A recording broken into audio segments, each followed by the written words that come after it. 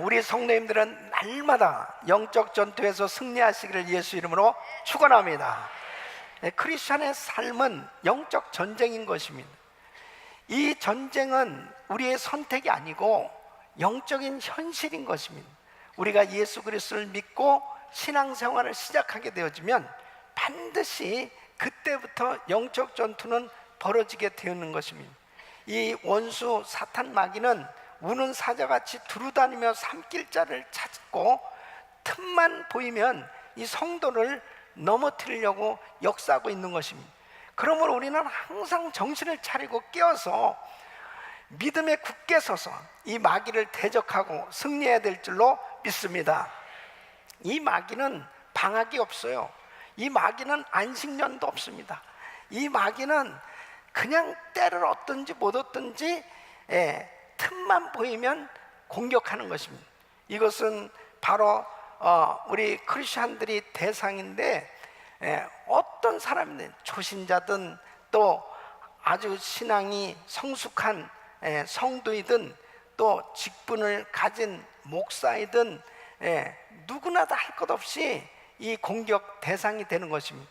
그래서 항상 우리는 영적으로 무장하고 하나님의 전신갑주로 무장돼서 날마다 이 악한 원수마귀의 이 공격을 물리치고 승리할 수 있어야 될 줄로 믿습니다. 이 영적 전투에서 지면 후유증이 너무 큰 거예요. 영적 전투에서 지면 그 삶은 실패하는 그런 좌절한 이 시험에 빠지는 그런 삶이 되어질 수밖에 없어요. 그래서 영적 승리자가 돼야 하나님께서 주신 사명을 감당할 수 있는 것입니다. 저는 몇 주간 동안 어떻게 마귀가 어떤 방법으로 미혹하고 또 공격하고 그럴 때 어떻게 하면은 그 모든 영적 공격에서 승리할 수 있을까 하는 부분에 대해서 말씀을 증가하려는 대단히 중요한 내용이에요. 그래서 우리 성도님들이 잘 이 말씀을 정리하시고 자기 것으로 만들어서 날마다 영적으로 승리하시기를 예수 이름으로 축원합니다. 여러분, 잠언 16장 32절 보면은 노하기를 더디하는 자는 용사보다 낫고 자기의 마음을 다스리는 자는 성을 빼앗는 자보다 나으니라. 바로 우리 마음을 잘 다스릴 수 있기를 예수 이름으로 축원합니다. 그런데 지금 이 가인은 자기 마음을 다스리지 못한 겁니다.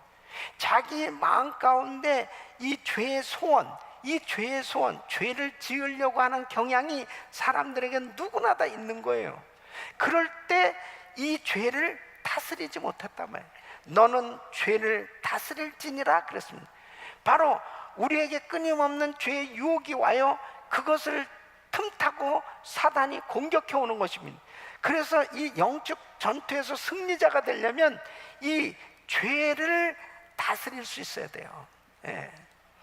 이 죄를 다스려서 결국 이 죄를 해결할 때 바로 우리는 승리자가 되는 줄로 믿습니다.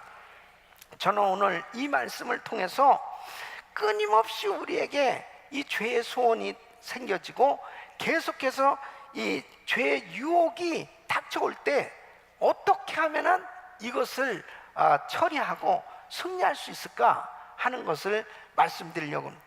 오늘 이 말씀을 들으시면서 정말 여러분에게 끊임없는 이 죄의 소원 또 죄의 유혹 이런 것들을 다 뿌리치고 승리하시기를 예수 이름으로 축원합니다. 축원합니다. 죄의 소원을 이기는 비결이 뭐냐? 첫째는 즉시 회개하라는 것입니다. 즉시 죄를 회개해야 되는 거죠. 여러분 보세요. 6절 말씀 보면 내가 분하여 함은 어찜이며 안색이 변함은 어찜이뇨. 그러니까 가인이 분노하고 있을 때 하나님께서 오셔서 말씀을 하시는 거예요.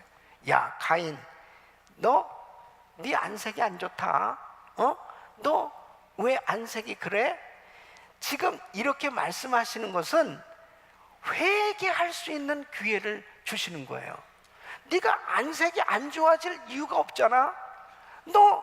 네가 드린 그 예물을 내가 받지 아니하는 그 이유를 너 몰라?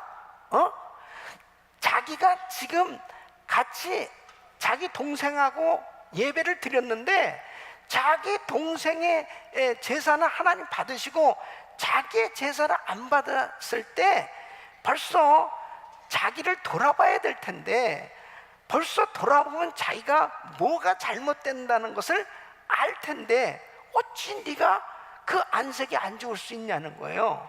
바로 이렇게 가인에게 회개할 수 있는 기회를 하나님 주시는데 가인은 회개하지 않는 것입니다. 오히려 이 하나님께서 회개할 수 있는 기회를 주었을 때 늦추고 변명하고 합리화하고 핑계를 대고 그렇게 했을 때 결국 그 죄가 자리를 잡는 거예요. 그러니까 그 자리를 잡게 됐을 때 결국 그 죄를 짓고 마는 거죠. 여러분, 정말 하나님께서 깨닫게 해주실 때마다 즉시 회개할 수 있기를 예수 이름으로 축원합니다. 바로 회개할 때 이 죄된 생각이 떠나는 것입니다. 이 사탄이 틈을 타려고 역사하는 거예요. 그럴 때 내가 회개하면 그 모든 이 흑암의 세력들이 떠나가게 되는 것입니다. 여러분 보세요. 내 마음속에 죄된 생각이 들어와요. 그럴 때 이것을 그대로 붙들고 있으면 점점 죄가 자라게 되는 것입니다. 그래서 야고보서 1장 14절로 15절 보면 오직 각 사람이 시험을 받는 것은 자기 욕심에 끌려 미혹됨이니 욕심 잉태한 즉 죄를 낳고 죄가 장성한 즉 사망을 낳느니. 맨 처음에 생각은 아주 가벼운 생각이었어요. 그런데 점점 그 생각을 빨리 회개하고 처리하지 않으면 이 생각이 자꾸 커지는 거예요. 그래서 결국은 자기 동생을 쳐 죽이는 이런 끔찍한 살인을 하게 되는 것을 볼 수 있습니다. 여러분, 하나님께서 회개할 기회를 항상 주시는 겁니다. 회개만 하면 해결되는데. 여러분, 이 시편 32편 5절로 6절 보면 내가 이르기를 내 허물을 여호와께 자복하리라 하고 주께 내 죄를 아뢰고 내 죄악을 숨기지 아니하였더니 곧 주께서 내 죄의 악을 사하셨나이다. 할렐루야. 하나님께서 정말 내가 회개할 생각만 가져도 그 잘못된 생각이 들어갈 때 이것이 해결될 수 있는 겁니다. 여러분, 죄의 유혹을 받는 것은 죄가 아니에요. 얼마든지 우리는 살아가면서 끊임없는 죄의 유혹을 받고 있습니다. 근데 그 죄의 유혹을 받았을 때 그것을 받아들이는 순간에는 이건 영락없는 죄를 지을 수밖에 없는 거예요. 죄의 유혹이 들어왔을 때, 이런 생각이 들어왔을 때, 이것은 잘못된 것이다. 그 즉시 내가 왜 이런 나쁜 생각을 하지? 내가 이거 왜 이런 쓸데없는 생각을 하지? 그러면서 그 즉시 회개할 수 있기를 예수 이름으로 축원합니다. 여러분, 하나님께서 하나님 쓰신 사람들 보세요. 다 회개를 했던 사람들이 하나님 앞에 쓰임받는, 실수하지 아니하고 죄 짓지 않은 사람이 하나님 앞에 쓰임받은 게 아니고 회개한 사람이 하나님 앞에 쓰임받은 거예요. 자, 보십시오. 이 사울 왕은 하나님 앞에 참 축복을 많이 받았어요. 그런데 이 사울 왕은 참 회개할 줄을 몰랐어요. 이제 제사를 드려야 되는데 사무엘 선지자가 올 때까지 기다리는데 사무엘 선지자가 늦게 오는 거예요. 그래도 끝까지 기다려야 되는데 이 사울이 자기가 그냥 예배를 드린 거예요. 그러니까 사무엘 선지자가 와서 너무너무 마음 아파하는 거예요. 근데 이게 늦으셔가지고 사람들이 자꾸 이렇게 흩어지니까 내가 그냥 드린 거죠. 이 합리화시키는 거, 자꾸 이 환경에 대해서 변명하는 거, 이런 것들이 참 이 사울 왕에게는 안타까운 것이에요. 차라리 내가 참 잘못했습니다, 이렇게 그 죄를 시인하고 회개했더라면 될 텐데. 여러분, 아말렉과의 전쟁에서도 야, 이제 하나님이 함께 하셔서 이 아말렉과의 전쟁에 승리하게 할 텐데 다 모조리 다 죽이라고 그랬어요. 그런데 이 전쟁에서 승리하고 나니까 이 점도 없고 흠도 없는 이 소나 양 이런 것들이 막 너무 많단 말이에요. 그러니까 이거 죽이는 게 너무 아까운 거예요. 그러니까 야, 저런 것들을 잘 좀 이렇게 가지고 가자. 또 그 그 아각 왕, 이 왕도 꼭 죽일 것까지 뭐 있을까? 포로로 잡아가자. 자기 생각. 그때에 이 사무엘 선지자가 와서 아니 왕이여, 이 동물의 소리가 어찌미냐? 그거요. 예? 당신의 하나님께 제사 드리기 위해서 준비해놔야다. 이 변명하는 거, 이 자꾸 핑계 대는 거, 이 자기 합리화시키는 거, 회개할 줄을 모르는 거예요. 그 말씀을 들었을 때 그랬죠, 죽이라고 그랬죠, 제가 정말 그냥 내 생각만 했군요 하고 회개했더라면 이 사울 왕도 용서를 받을 수 있었을 때, 왕이 하나님의 말씀을 버렸은즉 하나님도 왕을 버립니다. 엄청난 저주를 받은 거예요. 여러분, 하나님 앞에 회개할 기회를 하나님이 항상 주신다니까. 그 회개를 하지 않으면 마귀가 그 틈을 타고 들어가서 결국 그 심령이 강팍하게 만들어지는 거예요. 그리고 결국 하나님의 말씀에 불순종하게 될 때 그 심령은 결국 하나님에게서 멀어지니까 결국 실패할 수밖에 없더라는 거죠. 하나님 앞에 즉시로 회개할 수 있기를 예수 이름으로 축원합니다. 두 번째는 바로 이 죄를 다스리라는 거예요. 죄를. 자, 7절 말씀 보니까 죄의 소원은 내게 있으나 너는 죄를 다스릴지니라 그랬습니다. 죄의 소원은, 사람들은 누구나 다 죄를 짓고자 하는 경향이 있다니까요. 그것을 그냥 내버려 두면 안 돼요. 죄는 인격이 있습니다. 그래서 그 죄가 지배하려고 할 때 그냥 두면 결국은 그 죄에 완전히 사로잡히게 되어 있습니다. 낙타 코끝이라는 얘기가 있어요. 어떤 사람이 낙타를 데리고 이제 사막길을 걸어가고 있습니다. 밤이 됐어요. 그래서 텐트를 치고 그 낙타 주인은 텐트 안에서 잠을 자는 거예요. 그런데 사막에 이 밤은 굉장히 춥단 말이에요. 그러니까 이 낙타가 너무너무 추운 거예요. 그러니까 문을 열고 주인님, 내 코만 좀 넣으면 어떻겠습니까? 코가 너무 시리다. 그래. 그래서 코를 넣었어요. 가만히 자다 보니까 뭐가 큰 게 머리가 들어온 거예요. 머리가. 주인님, 내가 머리가 너무 시려가지고 머리만 들어오면 어떡해? 그래, 나중에는 몸까지 돌아서 천막이 다 부서지고 망가지는. 이게 죄의 속성입니다. 죄가 처음에는 아무것도 아닌 것 같아요. 근데 이 죄를 다스리지 못하면은 결국은 이 죄가 딱 지배를 하게 되는 것입니다. 집을 짓는다니까요. 그래서 그 사람을 파멸시키는 것입니다. 여기에서 하나님께서 말씀하신 것은 7절 말씀, 내가 선을 행하면 어찌 낯을 들지 못하겠느냐? 선을 행치 아니하면 죄가 문에 엎드리느니라. 죄가 문에 엎드리느니라, 원어로 보면은 바로 맹수가 이제 공격하기 위해서 문 바깥에서 웅크리고 앉아있는 그런 모습을 의미합니다. 그래서 문을 딱 여는 순간 맹수가 확 들어가가지고 그 사람을 삼키는 거예요. 이와 같이 죄의 문이 열려져 버리면 그냥 이 죄를 처리하지 않으면은 이 죄에 확실하게 붙들려서 죄의 싹은 사망이요, 결국 망하게 된다는 사실입니다. 여러분, 우리에게는 끊임없는 이러한 죄가 계속해서 유혹으로 역사하고 있어요. 그것에 대해서 육체의 소욕을 제하라고 말씀하고 있습니다.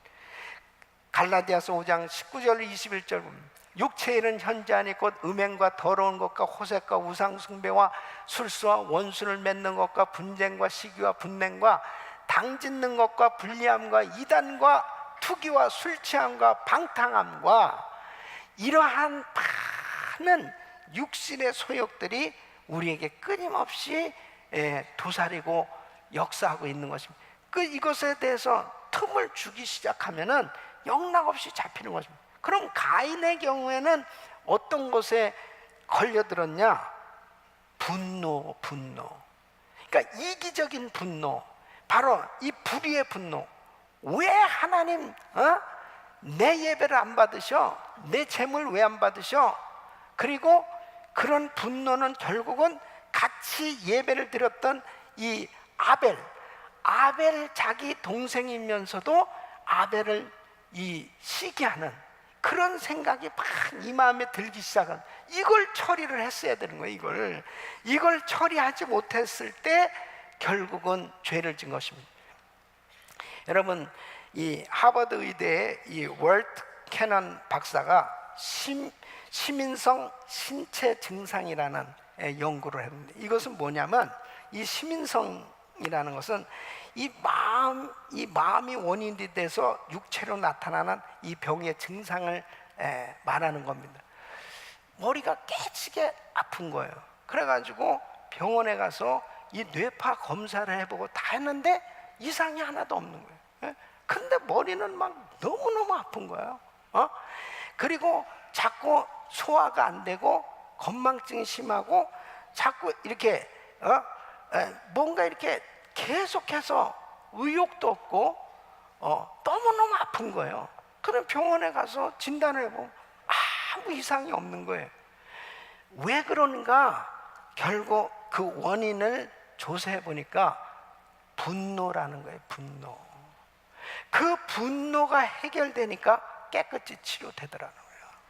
여러분, 이 분노는 무서운 거예요. 이 분노는 절대 감정이 아닙니다. 분노는 사단이 가져다주는 영이에요.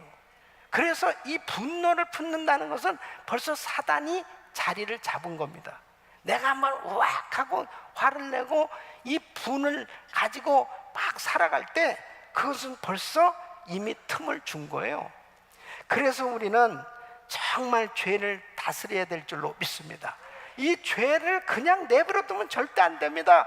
이것을 그냥 내 마음속에 품고 있어 보세요. 그것은 절대로 그 인생을 망가지게 만드는 것입니다.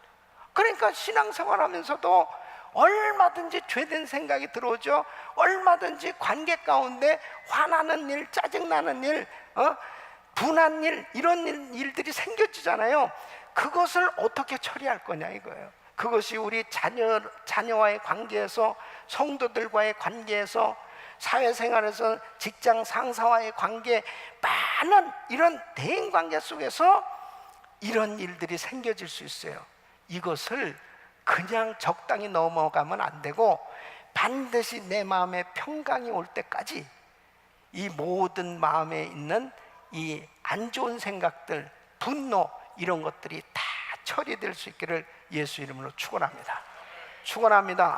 그래서 우리 성도님들의 마음에 평강이 있어야 돼요. 평강이. 하나님이 주시는 생각은 평안인 줄로 믿습니다. 그래서 내 마음에 평안함이 있을 때 바로 항상 하나님을 찬양할 수 있는 것입니다. 세 번째는 선을 행하라는 것입니다. 여러분 7절 말씀 보면 내가 선을 행하면 어찌 낯을 들지 못하겠느냐. 이 말씀은 바로 마음을 다스리고 죄를 이길 수 있는 방법은 선을 행하는 것이라는 것입니다. 여러분 죄를 이길 수 있는 방법이 소극적인 방법은 바로 죄를 어떻게 하면 제어할 것이냐.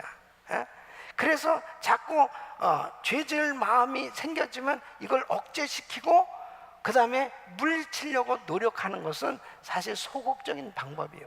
적극적으로 이 죄를 이길 수 있는 방법은 선을 행하는 것입니다. 선을. 그래서 내가 하나님 앞에 더 선을 행할 때 바로 좋은 생각을 갖게 되죠. 그리고 은혜의 자리에 있게 되어졌을 때 항상 하나님의 은혜 가운데 승리하게 되는 줄로 믿습니다. 여러분 축복하며 사는 것이, 그것이 정말 이 악을 이길 수 있는, 그리고 승리할 수 있는 비결 가운데 가장 좋은 방법이에요. 로마서 12장 14절 보면 너희를 핍박하는 자를 축복하라, 축복하고 저주하지 말라 그랬습니다. 여러분, 이 로마의 황제가 얼마나 예수 믿는 사람을 죽이고 핍박하고 그렇게 어렵게 했을 때, 여러분 이 말씀을 하는 이 사도 바울의 그 심정을 한번 생각해 보세요. 우리 가족 가운데 예수 믿는다고 잡혀가서 끌려가서 죽임을 당하고 막 이런 엄청난 위기와 어려운 가운데 있는데 이런 말씀을 하시는 거예요. 너희를 핍박하는 자를 축복하라, 그리고 축복하고 저주하지 말라. 그 왜 이 말씀을 했으면, 아니 속도 없나? 이렇게 엄청난 피해를 당하고 있는데 어떻게 축복을 할 수 있어? 여러분 보세요. 벌써 내가 저주를 한다는 것은 내 마음 가운데 분한 마음, 미운 마음이 품게 된 거예요. 그러면은 내가 미워하는 마음, 저주하는 이 마음을 품고 사는데 어찌 행복할 수 있습니까? 절대 행복할 수 없는 거예요. 그러니까 누구를 위해서 이 말씀을 하느냐? 내 자신이 이 악한 영들이 끊임없이 우리에게 틈타고 넘어지게 하려고 역사하고 있기 때문에 내가 그렇게 나를 핍박하고 힘들게 하는 그 사람을 오히려 축복할 때 그 사단이 떠나가게 된다는 것입니다. 여러분 보십시오. 이 요셉은 창세기 39장 10절에 보면 그에게도 시험이 왔어요. 아니 보디발 가정에서 총무까지 됐는데 보디발의 사모님, 그 부인이 계속해서 자기를 유혹하는 거예요. 아니 일주일에 한 번도 아니고 날마다 유혹해서 여인이 날마다 요셉에게 청하였으나 요셉이 듣지 아니하여 동침하지 아니할 뿐더러 함께 있지도 아니하니라 그랬습니다. 근데 12절에 보면은 그 여인이 아주 미쳤어. 그 옷을 잡고 늘어지는 거야. 나와 동침하자. 요셉이 자기 옷을 그 손에 버리고 도망하여 나갔다 그랬네. 도망갔어요. 근데 다윗이 왜 실패했느냐? 다윗은 사무엘하 11장 2절에 보면은 저녁 때에 다윗이 침상에서 일어나 왕궁 지붕 위에서 거닐다가 그곳에서 보니까 한 여인이 목욕을 하는데 심히 아름다워 보여요. 그러니까 이 여자가 목욕을 하고 있는 것을 그곳에서 보니, 그래서 왜 봐요? 왜 봐? 그것을 보고 있으니까 자꾸 음욕이 싹 생겨지니까 신하를 보내가지고 야, 그 여자 데려와라. 그래서 결국 간음죄를 저지르고 말입니다. 여러분, 한 사람은, 다윗은 보고 있었고 이 요셉은 도망갔어요. 만일 요셉이 자꾸 그 보디발 아내가 계속해서 이렇게 괴롭히니까 도망가지 않고 요셉이 사모님 왜 그러세요? 한번 얘기해 보세요. 뭐 상담합시다. 그러면은 결국은 거기서 넘어졌을 거야. 진짜 중요한 것은 빨리 도망가야 돼. 그러니까 이게 영적으로 굉장히 귀한 교훈을 주는 것입니다. 우리 주변에는 너무나 죄될 것들이 많아요. 그랬을 때 환경을 탓하면 안 된단 말이에요. 내가 어떤 환경 가운데 있든지 간에 바로 내 적극적인 방법으로 선을 행할 수 있기를 예수 이름으로 축원합니다.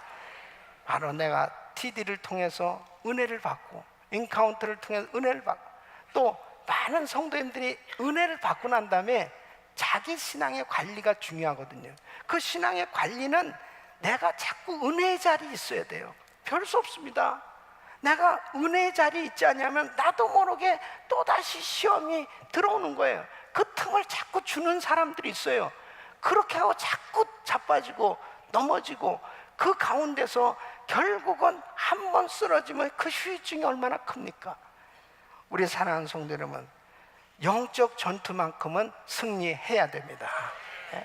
영적 전투만큼 승리하시길 축원합니다. 바로 하나님이 기뻐하는 자리, 내가 어떻게 하면은 정말 기도하는 자리, 예배의 자리, 그리고 봉사하는 자리, 그리고 선교하는 자리, 또 하나님이 기뻐하는 그런 은혜의 자리에 내가 있을까? 이것은 더욱더 적극적인 방법으로 하나님을 섬길 때 사단이 떠나가게 될 줄로 믿습니다. 가인의 실패를 통해서 하나님은 우리에게 교훈을 주시는 것은 회개할 기회도 주었고 죄를 다스리라고 이렇게 말씀도 주셨지만 그가 결국 죄를 품고 이것을 끊어버리지를 못했기 때문에 그는 결국 실패자가 될 수밖에 없었습니다. 사랑하는 성도 여러분, 저는 이번 주간 동안 이 말씀들을 계속 증거할 텐데요, 우리 성도님들이 꼭 이 영적 전투에서 승리하시기를 예수 이름으로 축원합니다. 나는 어떤 부분이 약한가, 내가 어떤 부분에 이런 틈을 그냥 내가 계속 열어놓고 있는가, 이것을 꼭 기억하시고 처음부터 그 싹을 다 완전히 잘라버리고 하나님이 기뻐하는 은혜의 자리에서 날마다 승리하시기를 예수 이름으로 축원합니다.